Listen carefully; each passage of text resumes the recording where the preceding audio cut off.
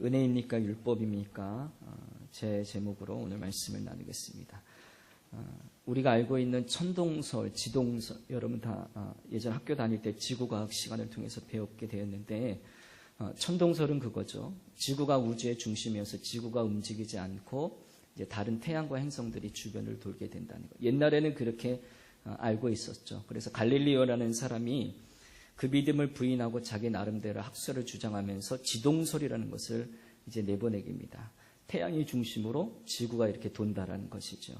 근데 이것 때문에 이것을 주장하고 난 다음에 이분이 굉장히 큰 어려움을 당하게 됩니다. 이것 때문에 그 당시에 세도가 대대했던 교회 종교재판소에 끌려가서 70의 나이에 참회복을 입고 재판을 받게 됩니다. 아마 갈릴레오가 노령이고 주변의 분위기가 워낙 공포스러워서 그랬는지 자기의 주장을 철회하기로 합니다. 맞지 않다고. 그래서 성경 위에 그것을 얹고 서약을 합니다. 저는 태양이 세계의 중심이고 또 움직이지 아니하고 지구가 움직이고 있다고 하는 어리석은 학설을 이제 거부하고 비판하고 저주합니다. 동시에 다시 혐의를 받을 수 있는 글을 발표하거나 주장하지 않도록 맹세합니다. 이렇게 했던 일화가 있습니다. 그렇게 하고서는 이제 손을 들어 항복하고, 그럼에도 불구하고 3년이란 고행의 시간을 보내면서 그가 그 책을 다시 보급하지 못하도록 이제 막게 되었죠. 근데 이제 그가 재판장을 나올 때 아주 유명한 말이 있죠. 그래도 뭐는 돈다고요? 지구는 돌고 있다.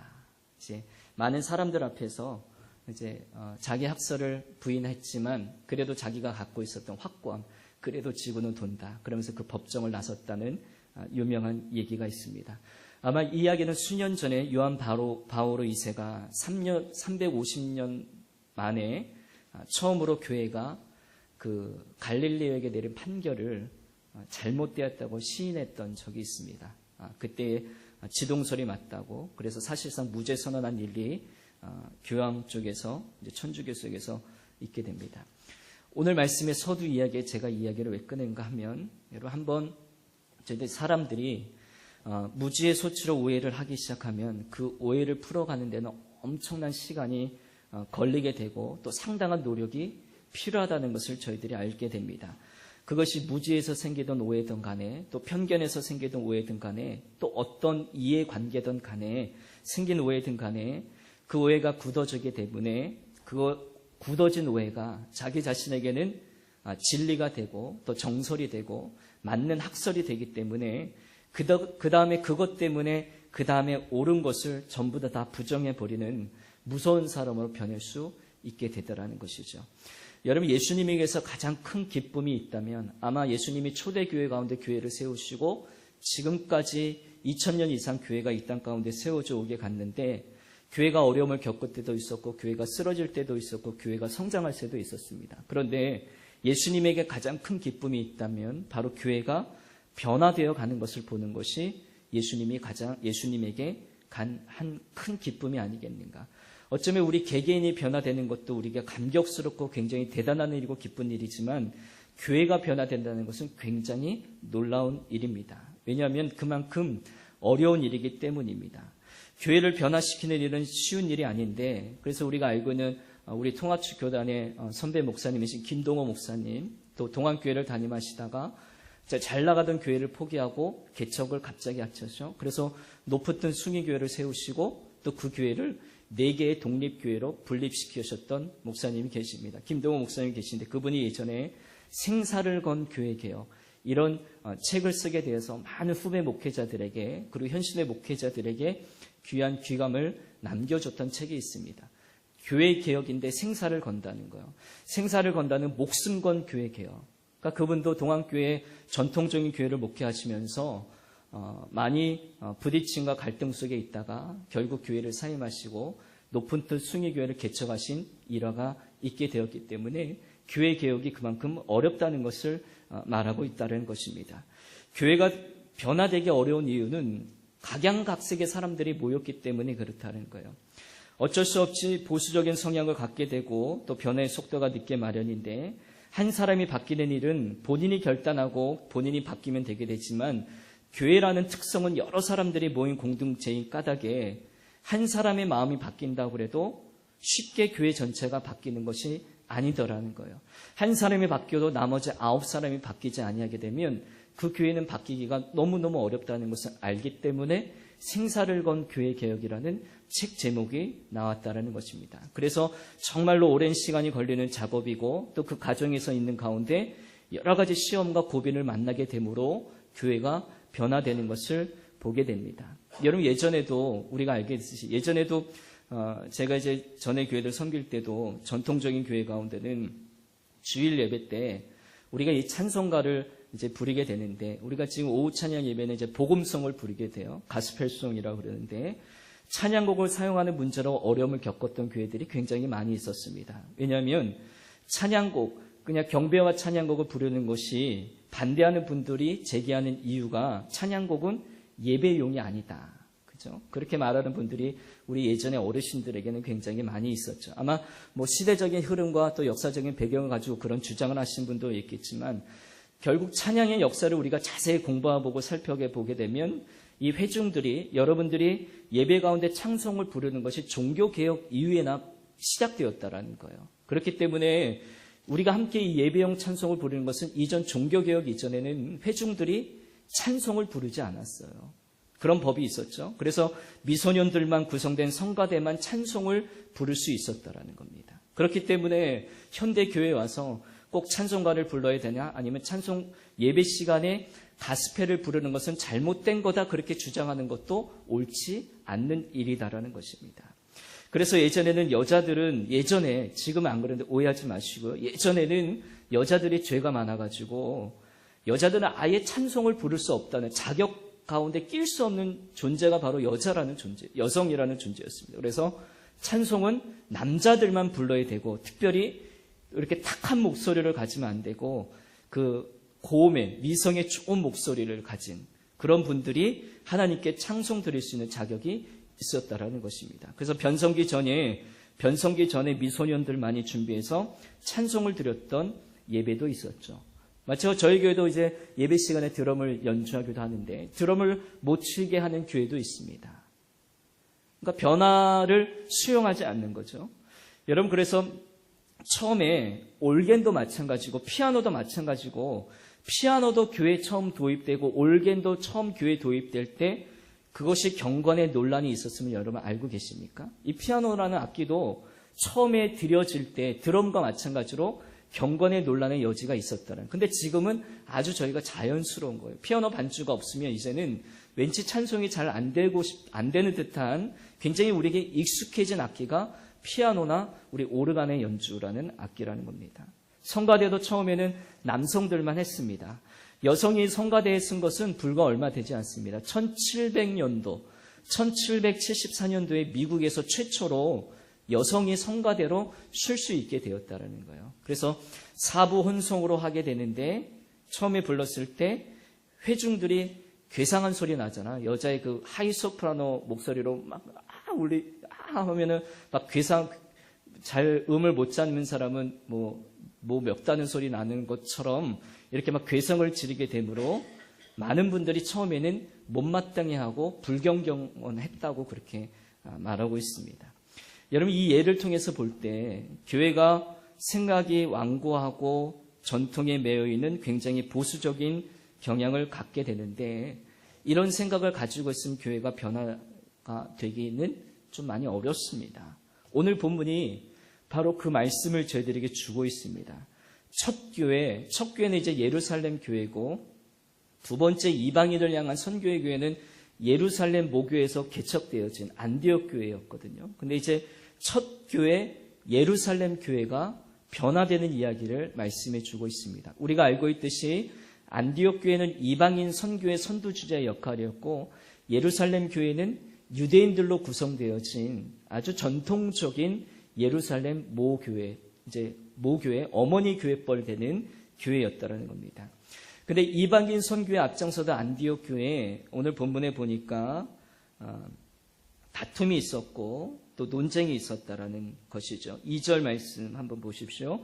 바울 및 바나바와 그들 사이에 적지 아니한 다툼과 변론이 일어난지라. 이렇게 어떤 다툼과 변론이 일어났을까?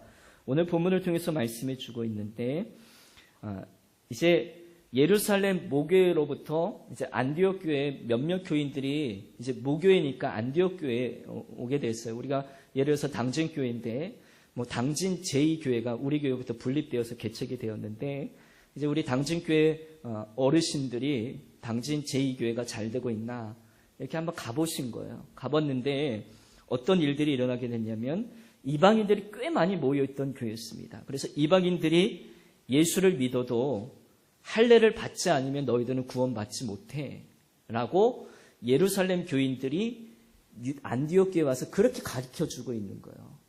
너희들은 예수를 믿었지만 성령을 받았지만 할례를 받지 않으면 구원받지 못한다고 가르쳐준 거예요. 그래서 바울과 바나바가 그 예루살렘 교회의 성도들, 아마 중직이었겠죠. 어떤 리더의 역할을 가질 전 사람이었는데 그들의 주장에 강력하게 반대하고 있는 거예요.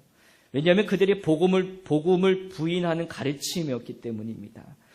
지금이야 뭐 우리가 할례를 안 받아도 구원받은 백성인 건 아지만 이때 당시로는 유대인들에게 이방인들에는 굉장히 그 할례라는 문제가 굉장히 민감한 조건이었었어요. 이 문제로 극심히 논쟁하던 안디옥 교회는 굉장히 지혜로운 결정을 내리게 되는데, 그러면 우리가 대표자들을 예루살렘 교회에 보내어서 이 문제의 답을 확인해 보자. 그들의 정말 예루살렘의 교회의 가르침인지 아닌지 확인해 보자. 그래서 이제 보내게 되더라는 것이죠. 결코 우리가 마찬가지로 우리가 교회를 섬길 때 이따금 문제가 이견이 맞지 않을 때가 있습니다. 근데 참 안디옥 교회 바울과 바나바는 굉장히 지혜로웠던 것 같습니다. 여러분, 교회에 문제가 생겼을 때 우리가 그냥 급하게 화를 내고 비난하고 가르치고 싸우려고 한다면 결코 교회는 변화되기 어렵다라는 것이에요. 교회는 어디 가나 이제 문제가 다 존재하기 마련인데 우리가 그렇게 되면 반드시 마귀에게 속아지게 되고 넘어지게 됩니다. 결코 문제가 해결되지 않습니다. 갈등이 생길수록 하나 되게 하시는 그 성령의 역사를 저희들이 의지해야 되고 한 템포 늦추는 그런 일들이 있어야 되는 거예요. 이것도 마찬가지고 바울과 바나바가 분명히 그들이 사도된 권위로 예루살렘 교인들의 가르침을 그냥 묵인할 수 있었을 거예요. 왜 남의 교회에 와서 쓸데없는 거 가르치고 왜 복음의 본질이 변질되는 것을 왜 가르치려고 그러고 묵인할 수 있었는데 그들이 지혜를 내어서 그러면 우리가 예루살렘 교회에 가서 다시 한번 확인해 보자. 그리고 사람을 보냈더라는 것이죠.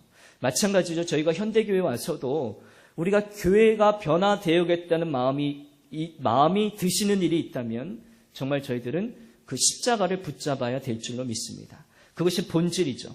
십자가를 붙잡는 마음으로 서로의 의견을 내고 같이 기도하고 분별을 받게 되면 반드시 성령님께서 하나 되는 역사를 우리에게 이루어 주실 줄로 여러분 믿으시기 바랍니다. 그때 교회가 바뀌게 되고 변화가 되어집니다. 오늘 이 말은 오늘 15장 말씀을 통해서 우리에게 가르쳐 주시는 메시지라는 것입니다. 여러분 한번 5절 한번 읽겠습니다. 5절. 이제 예루살렘 교회에 올라와서 이방인들이 주님께 돌아온 보고를 하였더니 이제 바리새파 중에 믿는 어떤 사람이 일어나 이렇게 말하는 거예요. 5절 읽습니다. 시작.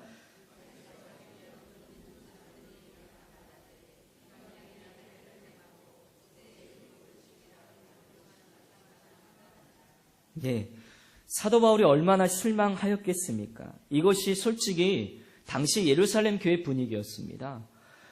이방인들에 대한 선교가 상당히 진행됐음에도 불구하고 아직도 그 어머니 교회격, 모교회 예루살렘 교회 안에는 이처럼 이방인들에 대한 편견의 장벽이 아직도 그대로 존재하고 있었더라는 거예요.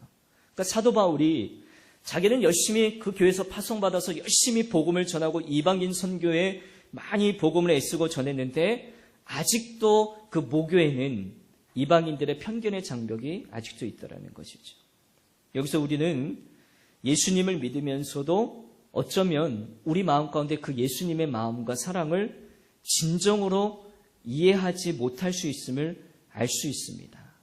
우리도 그렇게 그 마음 가운데 어쩌면 그런 마음이 있다는 것을 우리가 겸손하게 내려놓고 인정하는 것도 우리에게 필요하죠.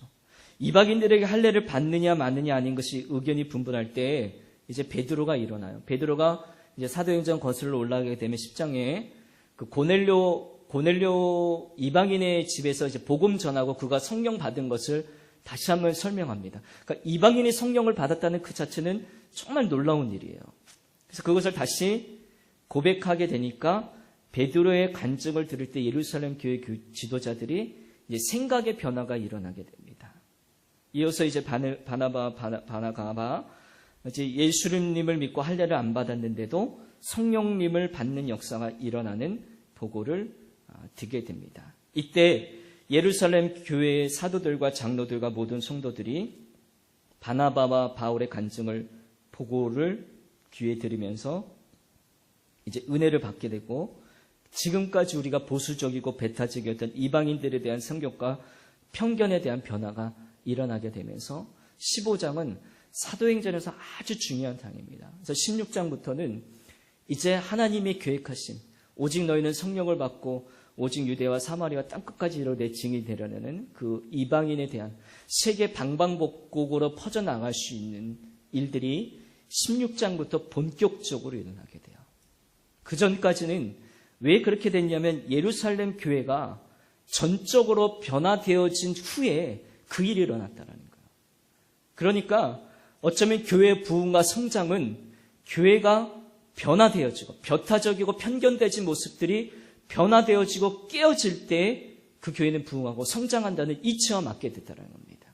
우리가 아직도 옛날 것을 자꾸 붙들고 변화됨을 거부하고 이방인들의 편견을 이 예루살렘 교회같이 자꾸 붙들고 있게 된다면, 변화를 수용하지 않게 된다면, 반대로 얘기하면 부흥과 성장이 일어나지 않는다고 말씀드릴 수 있습니다.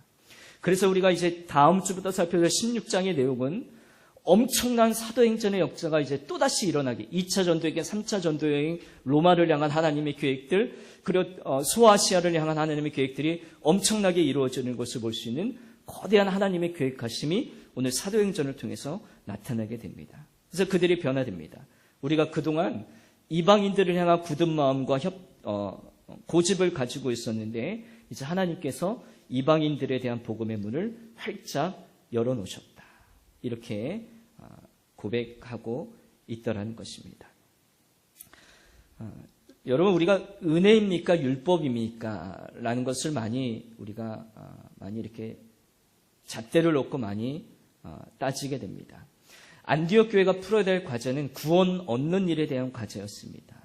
초대교회 전체 문제였기도 하고, 그리고 현대교회의 문제이기도 합니다. 은혜가 먼저인가, 율법이 먼저인가? 아니면 율법이 먼저인가, 그 뒤에 은혜가 먼저인가? 우리는 이 고민을 많이 하게 되게 되는데, 바리새파 중에 믿는 어떤 사람들은, 많은 분들이 입장에서 있어서 율법에 많이 속해져 있었습니다. 율법의 입장에 있어서 식사하는 모습도 그랬고요, 여러 가지 먹는 문제도 그랬고, 또 손을 씻는 문제도 그랬고, 주일 성수의 문제도 많이 그랬습니다. 어떤 분들이 이제 율법이란 이렇게 표현해요. 율법이란 은수저와 같다. 은수저와 같다. 그러니까 우리가 옛날에 우리나라 임금의 왕들도 이제 은수저를, 음식을 먹기 전에 은수저를 담그게 되면, 독이 있게 되면 은수저의 색깔이 변해서 그 음식을 먹지 않더라는 것이었어요. 그래서 그런데 은수저로서 그 안에 독이 들어있는가 안 들어있는 거는 분간하고 진단할 수 있지만 그 은수저가 독을 없애주지는 못해요. 그렇죠? 그래서 은수저로 밥을 먹는 사람을 행복한 사람이라고 말할 수는 없습니다. 마찬가지로 율법이라는 것은, 율법은 우리에게 필요한데 율법은 구원에 이르는 어떤 절대적인 진리가 아니라 은수저와 같이 우리의 영적 상황을 진단해 줄 수 있는 것에 불과하다는 거예요. 근데 예루살렘 교회 교인들은 하나님의 은혜, 예수님의 십자가만으로만 구원에 이른다고 생각하지 아니하고 율법으로 구원에 이른다고 생각했던 굳은 마음이 그들 가운데 있었죠. 또 이제 김동호 목사님의 표현에 의하면 율법을 엑스레이로 비유합니다. 그렇죠. 엑스레이는 뼈가 부서지는 것을 밝혀주는 것 같은 이제 사진 촬영을 하게 되죠. 근데 엑스레이를 가지고는 병을 낫게 할 수 없습니다. 뼈를 붓게 할 수는 없습니다. 그래서 율법은 엑스레이와 같아서 우리의 죄를 진단할 뿐 우리를 의롭게 하지는 못한다는 것이죠. 사도 바울이 이걸 깨달은 거예요. 그래서 우리는 오직 믿음으로, 오직 은혜로 구원을 얻게 된다는 것을 사도 바울이 주장하게 되고 그 진리를 오늘 우리 통해서 말씀해 주고 있습니다. 율법은 길이 아니에요. 그러니까 예수 그리스도가 길이시고 또 율법은 예수 그리스도를 향하는 길을 찾아가는 자들에게 안내판의 역할을 해주는 것뿐이라는 것이죠. 그러면 저희들이 여러분 율법이 은수저와 같다고 생각하시던 간에 엑스레이와 같다고 생각하시던 간에 예수 그리스도를 만나러 가는 그 안내판이라고 생각하시던 간에 하나님께서 율법이 우리에게 필요하신가 주신 것은 분명한 거예요. 그러나 그 율법을 구원으로 주신 것으로는 생각해서는 안 된다라는 것입니다. 오직 우리는 예수 그리스도를 믿음으로 하나님의 은혜로 구원함을 받기 때문에 그렇습니다. 대신 그러면 그 하나님의 은혜로 구원받는다는 변화가 우리에게 도대체 뭔가? 예전에는 율법으로 말미암아 그 사람들의 올바른 모습, 하나님의 자녀된 모습들을 판단하고 정죄했고 또 율법에 어긋나면 그 사람이 죄인임을 취급했는데 그러면 예수 그리스도의 십자가로 우리가 구원의 은혜를 받게 되면 우리에게 하나님을 기쁘시게 되는 새로운 법, 그 생명의 법이 무엇인가? 그것이 바로 사랑의 법이라는 거예요. 그리스도인은 하나님의 사랑에 압도되어서 하나님을 기쁘시게 해드리는 일들에 열중해야 된다는 것. 여러분 로마서 13장 말씀 한번 찾아봐서 한번 저희들이 읽겠습니다.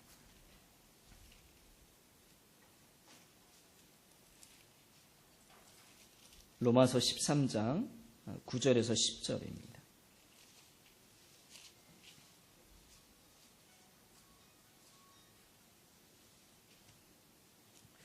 8절부터 읽겠습니다. 13장 8절, 9절, 10절. 그 8절 위에 이렇게 소제목으로 성경책에 써 있죠. 사랑은 율법의 완성이다. 이렇게 써 있죠. 257조가 되어 있습니다. 8절부터 10절까지 저희가 한 목소리로 한번 읽겠습니다. 시작. 피차 사랑의 비두에는 아무에게든지 아무 빚도 지지 말라. 남을 사랑하는 자는 율법을 다 이루었느니라.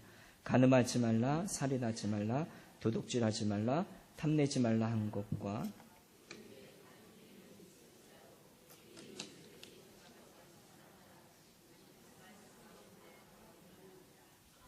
이웃에게 악을 행하지 아니하니 그러므로 사랑은 율법의 아니리라. 아멘. 갈라디아서 한 군데만 더 찾아보겠습니다. 뒷부분으로 좀 넘기시게 되면 갈라디아서 5장 말씀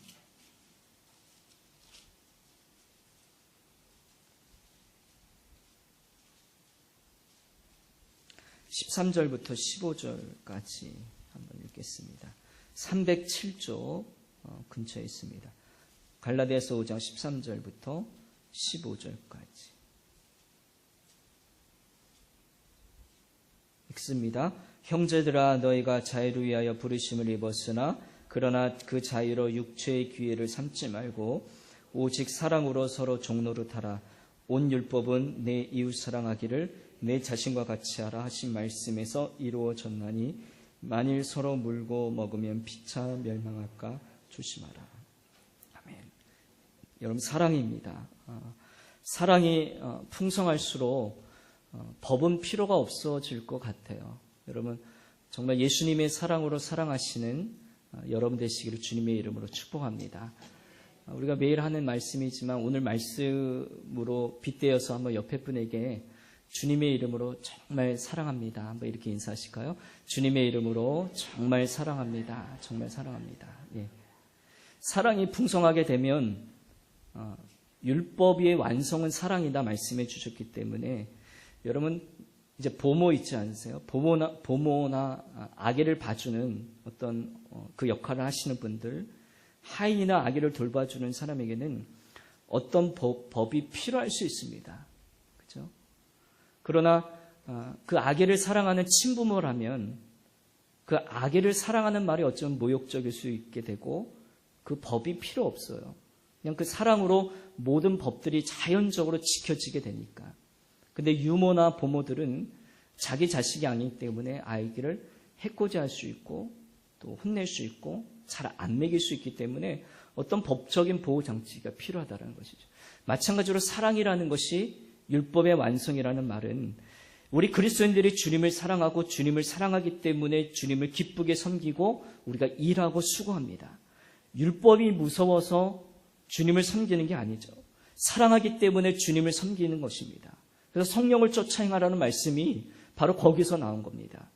그래서 구원에 관한 문제에 소통이 안 되었던 그들 가운데 적지 않은 다툼과 변론이 있었을 때에 정말로 예수 그리스도를 만났던 그 사도 바울이 그 다메섹 도상에서 예수님을 만났다. 그 길이 어떤 길입니까? 많은 사람들을 죽이려고 예수님을 죽이려고 갔던 그 다메섹 도상길에서 그의 인생에 송두리째 박히는 엄청난 일을 경험하게 되는 그가 격렬하던 예수 그리스도를 발견하게 됐죠. 그래서 내가 평생 갚아도 갚을 수 없는 은혜임을 그가 고백하게 되면서 빌립보서 1장 20절 이하에 그가 이렇게 고백합니다.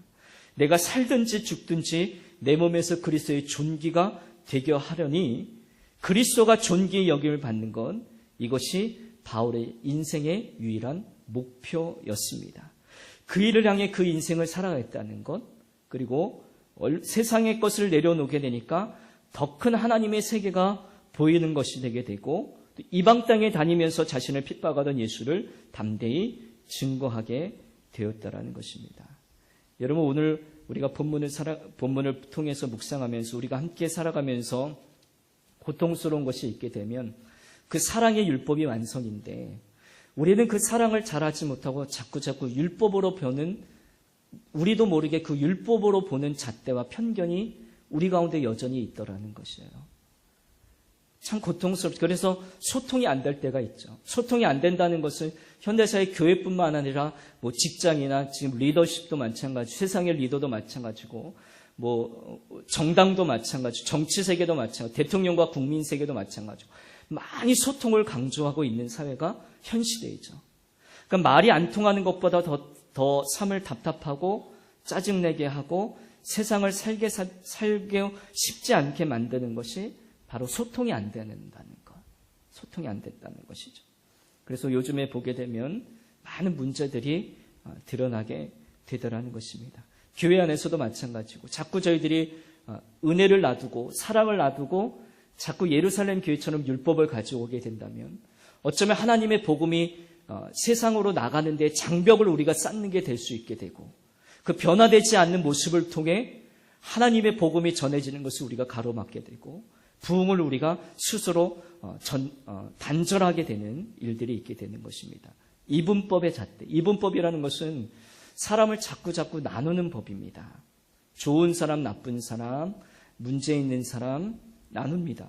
또 좋아하는 사람, 그리고 괜히 주는 것 없이 싫어하는 사람. 우리가 사람이다 보니까 우리가 괜히 싫어하는 사람도 있을 수 있습니다만 오늘 성경은 오늘 우리에게 말씀해 주고 있을 때 그 모든 것을 율법을 초월하는 것이 은혜이고 사랑이다 말씀해 주셨기 때문에 혹 우리 마음 가운데 그런 이분법적인 잣대가 있다 할지라도 저분은 참 의롭고 괜찮은 사람인데 저분은 문제투성이기 때문에 나는 가까이 하고 싶지 않고 이런 이분법이 하나님의 교회에서 사람들을 갈라놓을 때가 너무 많더라는 것입니다.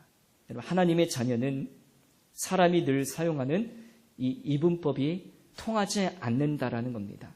그리고 주님께서 그것을 허락하지 않으십니다. 오직 그리스도의 마음이 이 교회에 통하는 유일한 법은 여러분 주님의 사랑임을 꼭 믿으시길 바랍니다. 저는 우리 교회가 마찬가지로 저하고 여러분과도 마찬가지고 또 여러분끼리도 마찬가지고 소통하는 기간 되기를 바랍니다. 이제 많은 일들이 있었지만 이런 생각을 해보았습니다. 목회자가 새로 부임해서 이제 많은 기존에 많은 목회하시던 일들 여러 가지 일들과 많은 갈등이 있고 또 의견이 이렇게 대립이 있는 일들이 많이 있게 되는데 그 기간을 아마 이런 신혼 기간이다 그렇게 한번 생각해 보았습니다. 각기 다른 삶을 살아왔던 남녀가 사랑으로 만나게 되지만 그 신혼의 기간은 저희들이 말할 때 그 사랑하는 콩깍지 시간이 그렇게 오래 가지 않더라는 것이죠.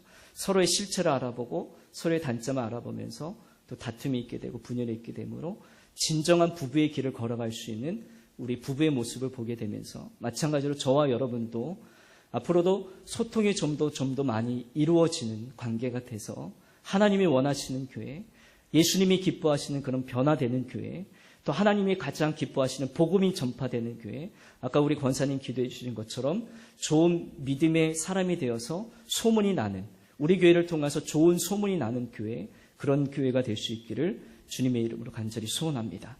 교회 안에는 다양한 사람들이 살아가지 않습니까? 마찬가지로 우리 신앙생활도 구원받기 위해 신앙생활 잘하는 것보다 어쩌면 구원받은 자답게 살아가는 일상생활 가운데 하나님의 신비를 보여주는 삶이 여러분 되기를 간절히 바랍니다.